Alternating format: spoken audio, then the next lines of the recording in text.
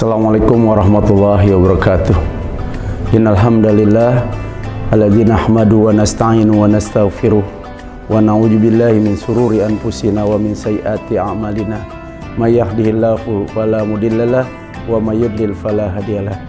Asyhadu an la ilaha illallah wahdahu la syarikalah wa asyhadu anna Muhammadan abduhu wa rasuluhu la nabiyya ba'dah. Allahumma shalli ala Muhammad wa ala alihi wa ansarihi wa junudihi wa man jahada fisabilillah ila yaumil qiyamah. Pemirsa YouTube yang dimuliakan Allah Subhanahu wa taala. Tidak terasa sudah 20 hari lamanya Ramadan meninggalkan kita. Karena memang Ramadan memberikan kita dua pilihan. Apa itu? Kita yang meninggalkan Ramadan atau yang sudah pasti Ramadan pasti akan meninggalkan kita untuk tahun ini. Mudah-mudahan 10 hari terakhir ini kita bisa memanfaatkan sisa-sisa Ramadan itu, karena disitulah puncak-puncak amalia Ramadan. Jangan sampai kita terlena kemudian melupakan 10 hari terakhir ini, karena memang disinilah puncaknya pahala bonus yang diberikan Allah kepada kita. Pemirsa sekalian yang dimuliakan Allah Subhanahu wa taala, Ramadan itu ibadah yang memberikan kita dua keuntungan sekaligus. Apa itu? Allah hapuskan seluruh dosa kita tanpa batas. Man qama Ramadhana. Kemudian di hadis 38 yang nomor 38 dari hadis Bukhari, dia katakan bahwa apa? Man shoma Ramadhana. Barang siapa yang menghidupkan malam-malam Ramadan. Kemudian dilanjutkan dengan barang siapa yang berpuasa pada bulan siangnya pada bulan Ramadan. Jadi ibadahnya siang dan malam, maka Allah janji ghufira lahu ma taqaddamat min dzambi. Allah akan ampuni dosanya yang telah lalu gara-gara amaliyah Ramadan. Di satu sisi Allah mengampuni dosa kita tanpa batas, di sisi yang lain Allah memberikan kita ganjaran yang tanpa batas juga. Bahkan dalam satu potongan hadis Rasulullah SAW mengatakan bahwa asyamu li, ini hadis qudsi berarti asyamu li wa ana ajnibih. Kullu amali ibnu Adam lahu, gitu kan. Kemudian illa siyam, setiap amalan anak Adam itu untuknya kecuali siyam. Asyamu li wa ana ajnibih. Siyam itu untukku dan aku yang langsung membalasnya. Para ulama tafsir hadis mengatakan bahwa ada dua pengertian tentang ini. Apa itu? Yang pertama, wa ajna ajnibih itu adalah apa? Allah membalas amalan siam itu tanpa batas, unlimited. Karena kalau ibadah-ibadah yang lain Allah sebutkan pahalanya. Misalnya apa? Salat sunnah subuh 2 rakaat, salat qobliyah 2 rakaat, rakaataini qoblal fajri khairum minad dunya wa ma fiha. Ada ukurannya, ada batasnya. Bahwa salat sunnah 2 rakaat sebelum subuh itu lebih baik dari dunia dan seisinya. Kemudian misalnya apa? Barang siapa yang menunggu waktu syuruk, kemudian berada di masjid, kemudian dalam posisi menunggu itu dia berzikir, maka mendapat pahala seperti apa? Kal haji au umrah. Seperti pahala haji dan umrah, ada ukurannya. Tetapi untuk Ramadan, untuk puasa, Allah mengatakan bahwa asyamu li wa ana ajnibih. Kemudian siam itu untukku dan aku yang akan membalasnya langsung. Enggak ada ukurannya. Artinya apa? Unlimited. Maka syarat kita untuk masuk surga dengan sarana Ramadan ini menjadi luar biasa mudah. Karena di satu sisi Allah hapuskan dosa kita, di satu sisi yang lain Allah melipat gandakan amalan kita tanpa batas. Oleh karena itu diperhatikan betul Ramadan ini, jangan sampai dia berlalu begitu saja tiap detiknya. Manfaatkan, karena ibadahnya siang malam. Man qoma Ramadan berarti malam. Kemudian man shoma Ramadana, siangnya itu berarti ibadahnya siang malam. Tiap detiknya begitu berharga. Pemirsa sekalian yang mulia Allah Subhanahu wa taala, begitu besarnya balasan Allah di bulan Ramadan ini, sehingga dikatakan oleh Imam Abu Qudamah bahwa ada 3 amalan yang kalau ditimbang di mizan itu hampir tidak mampu menampungnya. Apa itu yang pertama? Yang pertama, memaafkan orang yang menzalimi kita dan tetap berbuat baik kepadanya seolah-olah tidak terjadi apa-apa. Yang kedua adalah bersabar. Bersabar itu tanpa batas. Bersabar dari fita'ah dalam ketaatan. Kemudian anil maksiyah, dari kemaksiatan. Yang ketiga, bersabar dari segala musibah yang Allah timpakan.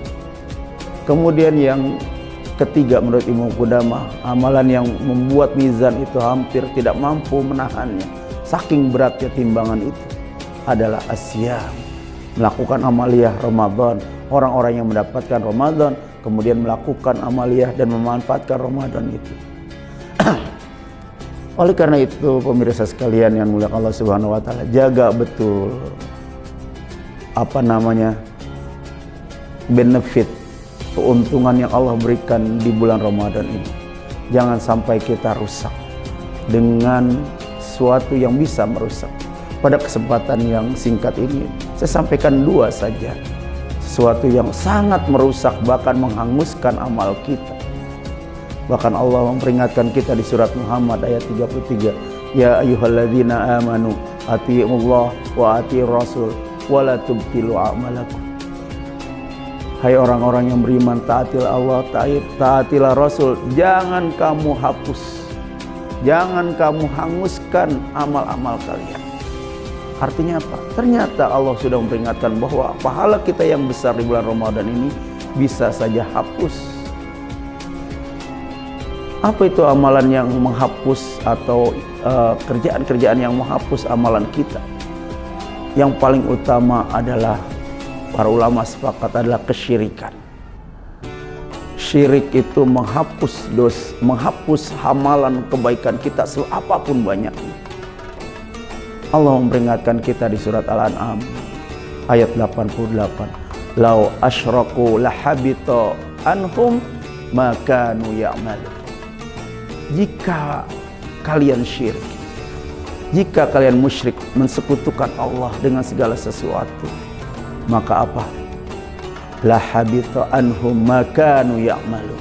Allah akan hapus semua amalan kebaikan kalian yang sudah kalian kerjakan. Masya Allah. Jadi amalan syirik itu dahsyat sekali, bagaikan cuka merusak madu atau merusak susu.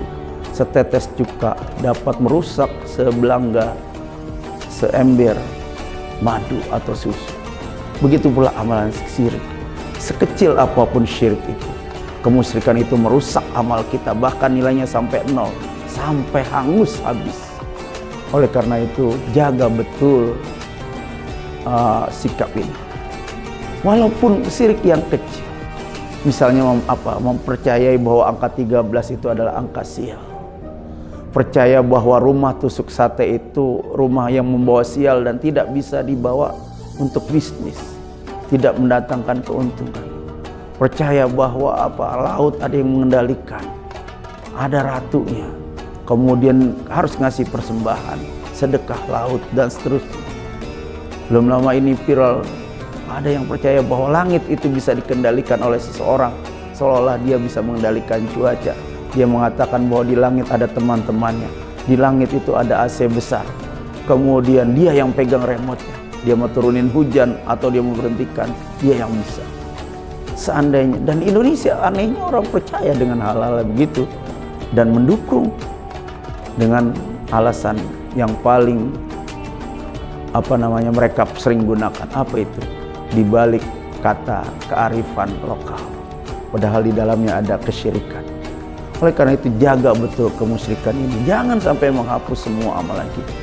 Sungguh rugi orang-orang yang sudah mengerjakan amalan Ramadan ini begitu susah payah, siang dan malamnya, tapi dirusak oleh kesyirikan sehingga nilai ibadah kita nol. Mungkin kita menganggap syirik itu ada yang besar dan yang kecil. Syirik kecil pun sudah sanggup menghapus amalan kita. Karena Rasulullah SAW bersabda bahwa dulu ada orang yang masuk surga dan neraka gara-gara seekor lalat. Kenapa bisa begitu? Kok dengan seekor lalat bisa masuk surga dan neraka? Ada dua orang yang melewati kaum yang memuja penunggu kampung itu.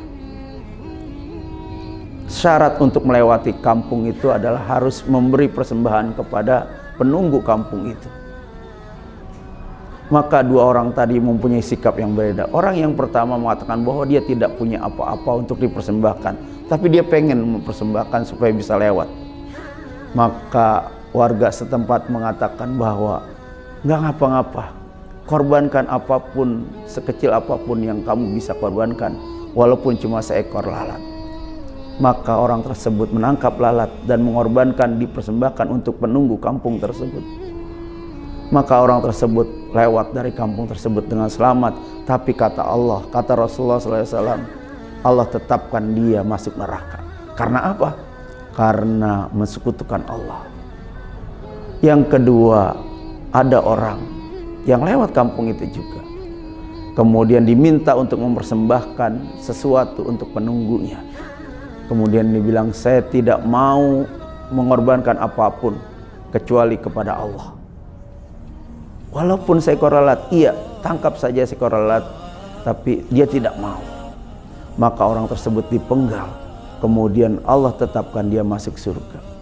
Begitu beratnya dosa syirik ini, sehingga Allah Maha Pencemburu. Bahkan dikatakan bahwa inna syirka la zulmun ajim. Sungguhnya syirik itu adalah kejoliman yang paling besar di muka bumi ini. Terakhir, pemirsa sekalian, yang membatalkan amalan kita, sebenarnya banyak yang membatalkan amalan kita, adalah tarkus shalah, meninggalkan sholat. Rasulullah SAW mengatakan bahwa man taraka sholatul asri faqad habita amaluhu. Barang siapa yang sengaja meninggalkan sholat asar, maka terhapus seluruh amalannya pada hari itu. Itu kalau meninggalkan sekali. Coba kalau kita bisa bayangkan, ada orang yang meninggalkan sholat sampai 5 tahun, sampai 10 tahun. Sementara selain sholat dia masih melakukan kebaikan. Misalnya apa? Kalau diminta sumbangan ke masjid, dia masih ngasih infak. Ketika dana yatim, dia masih infak. Kemudian dia menolong orang, masih. Karena dia hidup di dalam tatanan masyarakat sosial, pasti ada kebaikan-kebaikan yang dilakukan. Tapi apa kata Allah? Orang yang sengaja meninggalkan sholat, itu hapus semua amal. Jadi membuat malaikat raqib dan atid menganggur. Sehingga apa? Amalan yang dia kerjakan itu, misalnya dari pagi dia sudah menolong orang, sudah berinfak. Ketika dia sengaja ninggalin sholat asar misalnya yang disebutkan hadis tersebut, maka hapus seluruh amalan dia dari pagi sampai sore itu.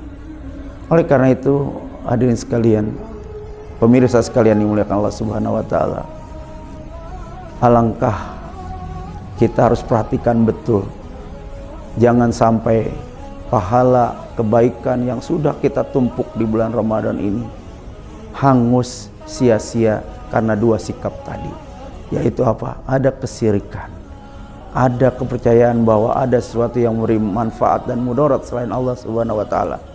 Yang kedua, melalaikan sholat, menyia-nyiakan sholat. Mudah-mudahan kita semua bisa menjaga pahala yang Allah sudah berikan di bulan Ramadan ini dengan kemurnian akidah dan dengan ketaatan, termasuk melaksanakan sholat dengan khusyuk. Billahi taufiq wal hidayah. Assalamualaikum warahmatullahi wabarakatuh.